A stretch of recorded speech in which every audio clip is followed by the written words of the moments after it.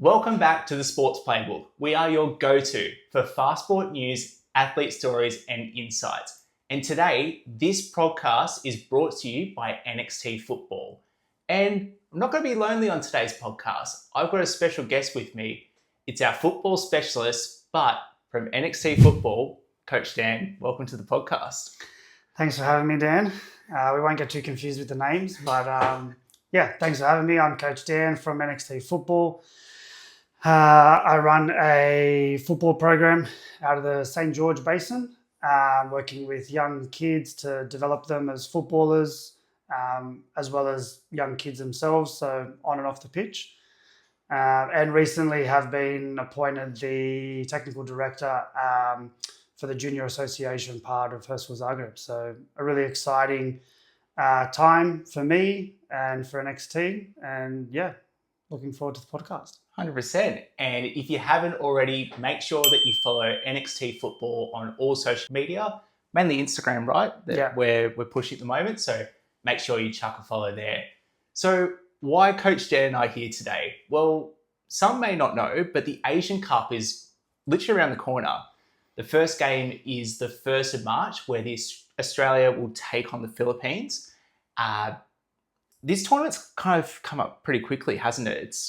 It has snuck up. Yep, it 100% has. As you touched on, it's starting in about a week's time. The first game for the Matildas is over in Perth.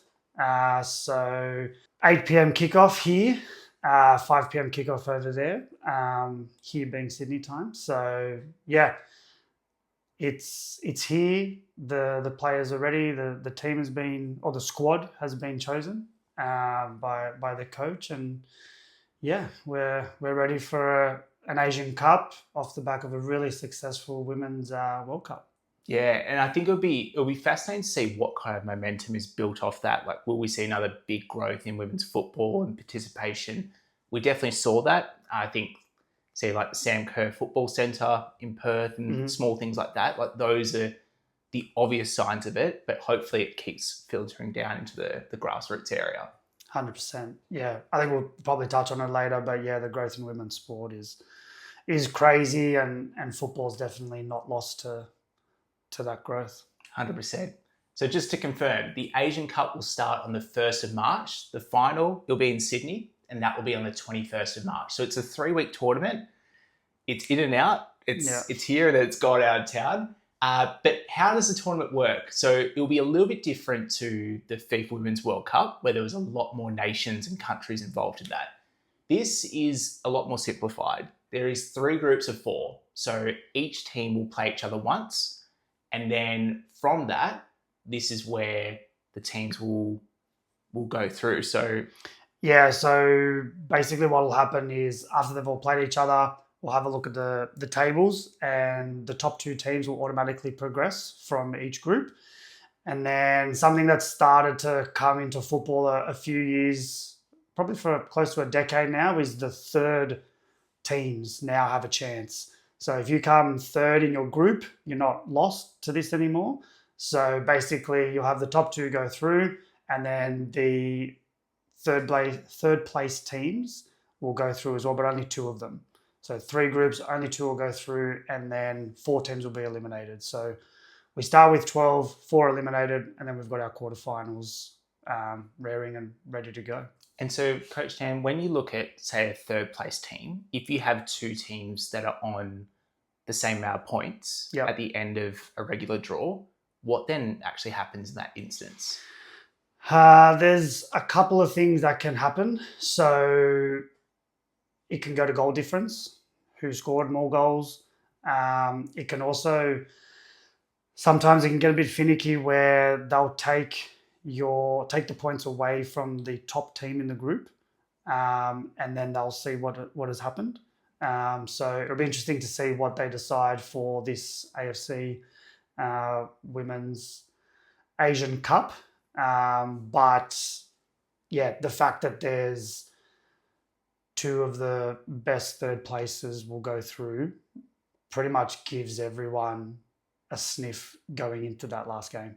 It's very exciting, isn't it? Because even if obviously this is absolute worst case scenario and we don't want this to happen. But if Australia doesn't have a great start to the tournament, there is a chance they can make it through. Or equally, it's not even the conversation. They've won a couple of games and they're in the top 2 teams of their group. Yeah, 100%. Let's go with the latter. 100%, mate. So let's run through the groups. We've got Group A. So Group A has the host nation being Australia, or the Tillies, however you call them. Australia, Iran, South Korea, and the Philippines. Yep. So of that group, we've actually gone ahead and put our predictions in, mainly Coach Dan, but I will follow them to a T. So do you want to let the viewers know where we think, I guess, the top 2 teams of Group A will come from? Yeah, definitely. For me, it's hard to go past Australia, and then secondly, hard to go past South Korea. I think they go through as 1 and 2, preferably the Matildas as 1. And then look, between Iran and the Philippines, I think there's a little bit in that. I think one of those 2 definitely takes that third placed spot. Yeah, and I think the other thing to know here is from an Asian Cup in 2022, so we're talking 4 years ago, just prior to the FIFA Women's World Cup, Australia actually got knocked out of the Asian Cup by South Korea in the quarters. That's right. 1-0 or something like that. Yeah, tight game. So yeah, hopefully when we play them this time round, it's a different outcome, and the Tillies can get up. But yeah, that's my prediction is Australia and South Korea, with a potential for the Philippines to take a third.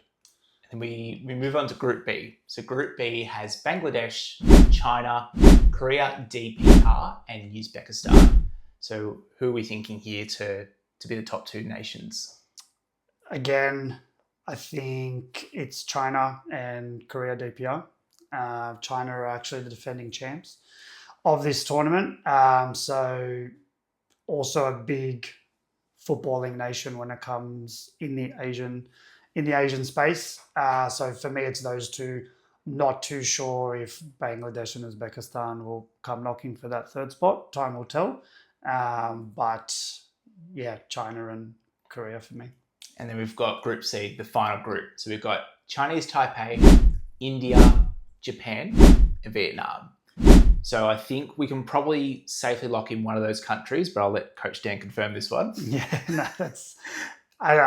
look, Japan for me is has to be top of this group. And then the second place here could go either way. You could be looking at Taipei, Vietnam, or it could also be India. They were a real surprise package to come into this one, managed to qualify, and they'll be putting their best foot forward. It'll be, Group C is a bit of a question mark. We probably know who one of them is going to be, but the others could go either way. Potentially we'll see one of those third place teams come from Group C. Yeah, I think so. And I think whoever gets through from Group C outside of Japan, it'll be unbelievable for that nation. Yeah, it'll be massive news. Yeah. But naturally, both Coach Dan and I are a little bit biased. We are Australian, so we would love to see the Tillies go through. But I think it's just probably important to point out, I guess, where the Tillies stand in world football, but also from an Asian Cup point of view. So I guess from a FIFA rankings point of view, so this is all the nations, including everyone outside the Asian Cup. So Spain, Germany, America, you name it, all those. The Tillies are currently ranked 15th prior to the tournament. Yep. And there's 2 nations that are in the Asian Cup that are currently ranked ahead of the Tillies. Yep. And they are Japan and Korea DPR. So both of those 2 currently in the top 10. Japan 8th and Korea DPR are 9th. So look, we go into the tournament as the 3rd best ranked nation. But there's a lot of skepticism in and around the rankings. It is all points based. It is heavily skewed to who you play, when you play, how often you play. But I think I think being a top 20 side means something in women's football, and the fact that the Tillies have been there for over 2 decades is phenomenal. So yeah, going in as the third best and 15th overall is, kudos to them. And to your point, like you might be, for the Tillies, for example, a third place team, but there's so many other factors that play outside of this. Being a home tournament, potentially like third place is whatever it is, but you can really rely upon your home fans. There's a couple of factors. Even one that we haven't spoken about is like weather, for example. Yeah. For Australia, like playing in warmer conditions might suit them a bit more. Yeah. Maybe other countries or nations might not be prepared for those conditions. So it's something that can play into it, because it's normally March is hot, humid, all those factors could potentially play into some more open football potentially. Yeah, it could also lead to fatigue. Playing games in a big stadium when it is hot, and like you mentioned, it's a 3-week tournament. These teams all need depth. Some of them have it, but it's going to be key when you're playing in heat. Yeah, 100%. And I think it'd be reminiscent of us to not probably speak about the growth of women's football, not just women's football, but probably women's sport, because I think you look at obviously what happened in 2023 in the Home World Cup, and I feel like something like that was brewing, but we weren't sure when or what was going to happen. But I think like you've had a bit of a look into this, like the participation that came off the back of that home tournament was just incredible. Yeah, it was crazy. The female participation just in football had double-digit growth. Over 220,000 females play soccer in 2024, and I'm not sure how this stacks up against other sports, but there's 16 million girls and females that play organised soccer worldwide. So for me, it's not just in football, right? At the moment, there's a huge surge in females in general playing sport. There's been those rock solid, tennis, swimming kind of avenues of sport that are still solid. They're still rising, but we're seeing a growth of new sports coming through. Football being one of them, basketball, rugby league. There's a real surge, and it's so exciting. Yeah, and I think it's one of those things like, whilst we see the women's football side of it growing and the participation side, even like small little cultural trends, like you'll see potentially a young boy wearing a Sam Kerr, a Mary Fowler jersey, like not caring about who it is, but just loving the person for who it is. Yeah. And I think having another chance to have a home tournament in also such a short space of time where people will remember what happened, it can only be super beneficial for the Tillies, but also just women's football in general. 100%. No one's forgotten what happened in 2023. The Tillies had an amazing run. They didn't start off the way everyone expected, but gee, they finished off so well. Couldn't get on the podium in the end, but got so close. And the way the country rallied around the girls, around female sports in general, and like we just touched on, what's come off of the back of that is phenomenal. And I think, like you said, having two tournaments so close to each other just means that you can build on what was done 3 years ago. And yeah, it's exciting that it's here. And I think we'll just go straight into it. But I think the thing that really plays into the Tillies' favour here is, like we said, 2023, we saw not just a small group of people supporting the Tillies, it was literally a whole nation. Yeah. I think like the England semi-final got to 11.7 million or something like that from a broadcast point of view. So if there's even a fifth of that support there for the Tillies, it's going to be a massive advantage for them. And if they can make the final, there's a full 80,000 strong stadium in Sydney that are willing to ride them the whole way home. Yeah, 100%. yeah, you can't knock a home crowd advantage in football. It's the 12th man that everyone talks about. It happens across many sports, and yeah, football is definitely one of them. 100%.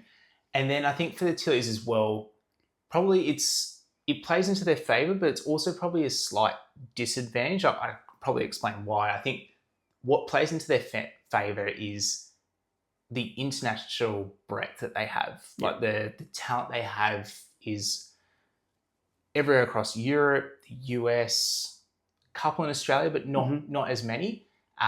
So it goes to show, I guess, if you're not of a quality football player, first and foremost, you're not going to get opportunities outside of Australia. Like No. you're not going to go to the US, you're not going to play No. in the UK or Europe in these big competitions. The bit that probably plays against them slightly, and I'm going a bit against the grain when I'm saying this, but the fact that they can't all play together, and the first time that they actually get to play is when they come into camp for these international friendlies. Yeah. And these camps are like 10, 14 days. They're very small windows within a whole calendar year, whereas other nations probably get to spend a little bit more time like fostering those relationships. So it'll be interesting to see whether that has any impact at all. But I feel like the Tillies have such a strong kind of bond that they've been building for a long period of time. Yeah, I think they're used to it. You know, the international talent that we have in terms of where they play their football is not new. They've all been playing overseas for a really long time, at big clubs across the world, playing in big, stadiums in front of tens of thousands of people, and they're not. They're used to the big stage. So one good thing when you're a professional athlete is they're currently playing football, so they're going about their trade. So it's not so much when they come in, it's not so much about getting them fit and running up and down and things like that. It's more about keeping the fitness and then getting them to click as a group. As you said, they do have a great bond. This playing group has been together now for quite some time, with some changes potentially on the horizon. But for the most part, yeah, they'd be used to it, and when they come in, they know they've got to get about their work. And I think talking about change, probably one of the big things for the Tillies here, I think it probably plays into their favour is having a new coach, being Joe Montemero. And Joe is actually, from a club point of view, he's been to multiple big clubs like European clubs, Australian domestic clubs, but more importantly has coached a lot of the current Tillies players. So having that from now a national point of view, bringing them all back, they've all kind of had a bit more experience and play with different people. I think that's only going to be beneficial for the Tillies. Yeah, 100%. There's a familiarity there, not just amongst the playing group, but with the coach, with the coaching staff, which will enhance what they have, what they want to bring, what style of football. That's obviously something Joe will have spoken to them about in the friendlies, and they've had that chance to come together and understand what they want to achieve. And I think it's obvious the achievement here, and I think, personally speaking, I think this is the time for this group of players to win something. I'm not sure that this group will get another chance. I think it's a pretty fair assessment, because when you look at it, the next big tournament that's on the cards is 2027, being the FIFA Women's World Cup again. But this isn't just the Asia Pacific that's playing that. No. That is the world. Yeah, 100%. And we saw how tough that was. Yeah, and like you touched on before, we're 15th in the world. Coming into a World Cup, those other 14 teams, traditionally speaking, will be there. So that your South American powerhouses, America, Canada, and all the European ones too. England just went back to back in the Euros. which is an unbelievable feat. So yeah, come that World Cup, there's going to be a lot more substance in the opposition that the Tillies will play against. Definitely. And I guess I'll throw to you here, Coach, but when we look at, I guess, the big names for the Tillies and people that we should be aware of and know that they're going to be, I guess, a bit of a force to be reckoned with, who are some players that people should be looking out for from a Tillies point of view? It's hard to go past the big names that probably most of the listeners are pretty aware of. So obviously Sam Kerr, she's at Chelsea. She has just come back from a long-term injury, but she's got some minutes under her belt, which is fantastic from an Australian point of view. She's recently had Ellie Carpenter join her. So Ellie was over in France playing at Lyon, and now she's moved over to Chelsea. So again, when you talk about that cohesion, that's great that they're playing at the same club, playing together, training together. So you can't go past those two. And then obviously Mary Fowler, recently coming also back from injury. Not sure she's got as many minutes in her legs as Sam has, but Joe picked her in the squad, which is fantastic. She'll likely occupy that, forward role from a midfield and probably sit just in behind Sam. So yeah, I think it's hard to go past those three big names. Caitlin Ford as well, another force up the top for us, which is fantastic. And, she just scored the winner for Arsenal in the inaugural FIFA Women's Champions Cup. So coming off a high there. So look, as we've touched on, we've got plenty of female talent at really big clubs around the world. It's pretty incredible to think about, like, the amount of, like, the breadth of talent is just second to none. Yeah, and where it has grown to as well. There's not a lot of players playing in the country in terms of like the Matildas, which you can argue both sides that it's a good thing or it's a bad thing. In terms of when you're getting up to playing on the international stage, you need to be playing against the best players in the world. That's what these girls are doing. And then when they're coming into camp, they're bringing not only their experiences, but everything they've learned from these massive clubs, these institutions of football. They really are institutions. Like, they're just such powerhouses. I guess when we look at Australia and the Asian Cup and what games they've got coming up, the Tillies will kick it off on the 1st of March, as Coach Dan spoke about, against the Philippines at 8 p.m. Australian Eastern Daylight Saving Time. That game is in Perth. The second game for the Tillies will be against Iran, and that's in the Gold Coast rather. 5th of March, 8 p.m. again, that's Australian Eastern Daylight Saving Time. Any time that I'll say will be in that time, so I won't keep repeating myself. And then we've got South Korea. So South Korea is in Sydney. Funnily enough, it'll be on the 8th of March, which is also International Women's Day.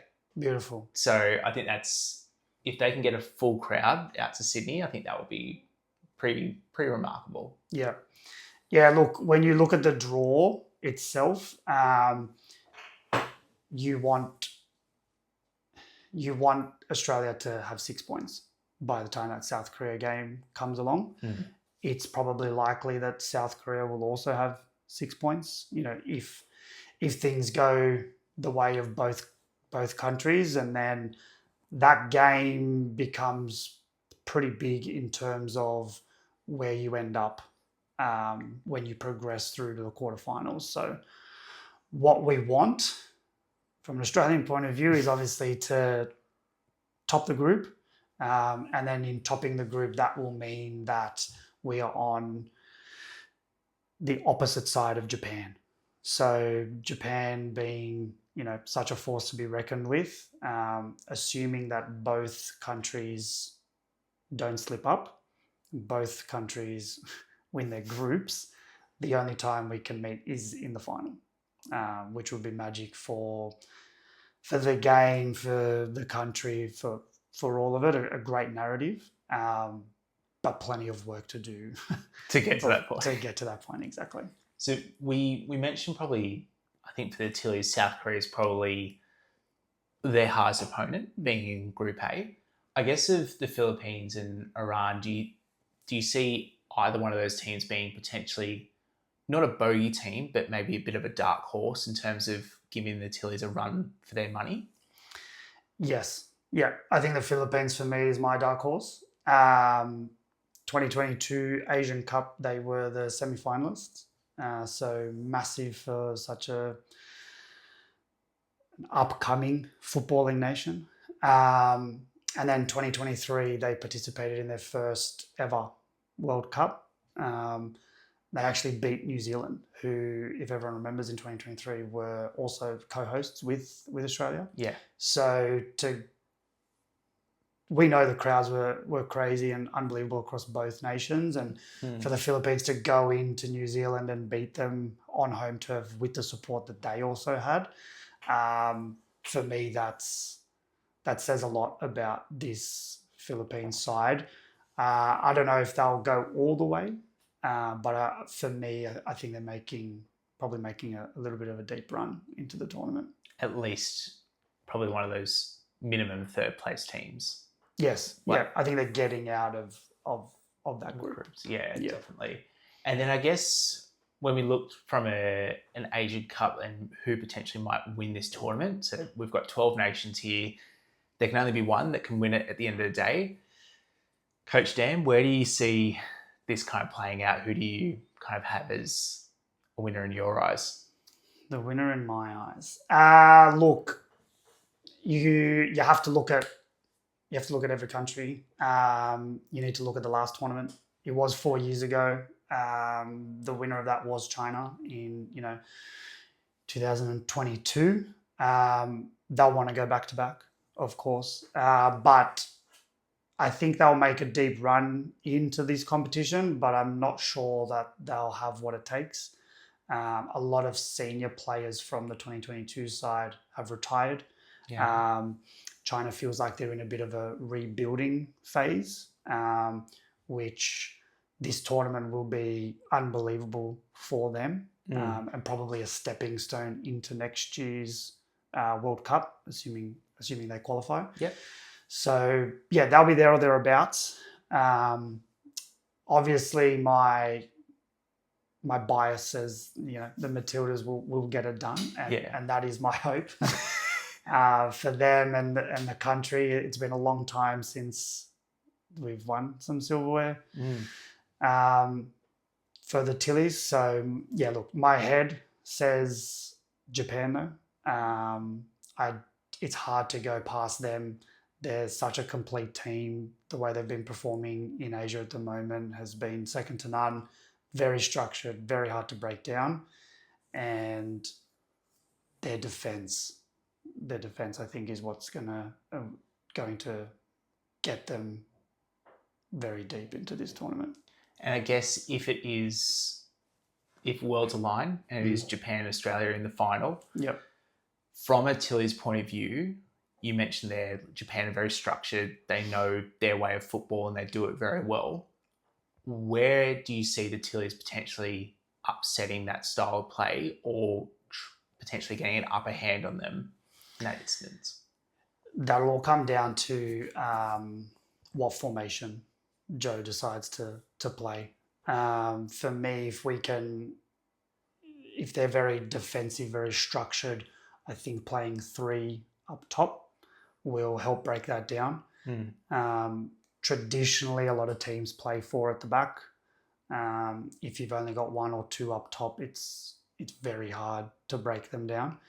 But when you've got 3 moving forward, plus you've got that central midfielder coming through, I think that's where we can disrupt them, plus a bit of creativity. And I think we've got that. The Tillies have that with Caitlin, with Sam, and with Razzo on the other side too, assuming they're all fit. And a big part of tournaments is depth. So, we'll come in with an 11 or 12 that, will start. And with time, we just need to keep them fit, stay on top of them. If that's going well, great. But who's coming in should, someone need a minute. Yeah, and I think just for listeners at home, I guess from a formation point of view, talk about, I guess, the three up front. Mhm. How would, I guess, the rest look just in the most simplest of form? Like, how would that? Yeah. So usually when you're talking for a formation, you don't really consider the goalkeeper. That's always just one. Yep. And then you need 10 to make up the rest of the field. So Mm. look, if you're doing three up the top, the next best way to set it up is three in the middle. Yep. And then four at the back. Yeah, okay. So as I touched on before, four at the back is usually pretty standard. I think it's the way the Tillies have set up for a long, long time. Mm. But when you have three midfielders only, they've got to be workhorses. Yeah. They've got to be fit, up and down, left and right. That will be needed if those girls are given the freedom up top to, take on defenses and score. Then that midfield needs to be rock solid and kind of move together as a unit across the park. Yeah, and I think Australia has that as well. Like, you've got, assuming they're fit and healthy, you've probably got Katrina Gorry. Yep. You've got Kyra Cooney-Cross. Yep. Like, from a midfield point of view, there's probably that transition period where Katrina probably led in the Women's World Cup, Mhm. and Kyra was there playing a really good support role and really came into her own. Yep. There's almost that transition now where Kyra, like, this is your team Yep. in the midfield, and I think that she's definitely up to that challenge. Yeah, 100%. They worked so well together at that World Cup, and I don't see why that can't continue. Yeah, 100%. Well, that's the Asian Cup. It's Yeah. I almost can't believe like how quickly it's come around, because the Women's World Cup felt like not that long ago, and No. now we've got another opportunity and hopefully time to win silverware. The last time we won was, I think, 2010, Yes, which is, on penalties, I believe. yeah, Yeah. crazy. So look, hopefully from a Tillies and Australia point of view, they can get across the line, and we'll see what happens. Indeed. Really looking forward to it. Should be a great tournament. Well, Coach Dan, thank you for your analysis, mate. And thank you again for listening to the Sports Playbook. As we said at the start, we are your go-to for fast sport news, athlete stories, and insights. See you next time.